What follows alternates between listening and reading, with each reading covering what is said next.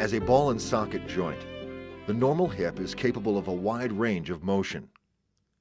A rounded ball of bone at one end of the thigh bone, or femur, moves or articulates inside a cup-like socket that is part of the pelvis.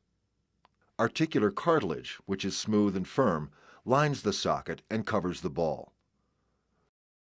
Normal cartilage allows the ball to articulate or glide smoothly within the socket to give you full motion of the hip and movement without pain.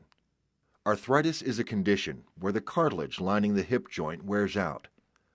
The joint no longer moves smoothly without pain and discomfort. Mobility is usually affected as well.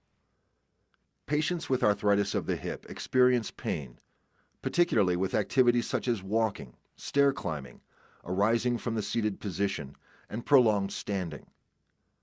They also have difficulty with athletic activities involving quick changes in direction, and moving beyond a limited range of motion causes pain. The most common form of arthritis of the hip is degenerative or osteoarthritis. Trauma to the hip joint, such as fracture of the ball or socket, rheumatoid disease, or other types of systemic arthritis, can lead to breakdown of the articular cartilage and degeneration of the hip joint.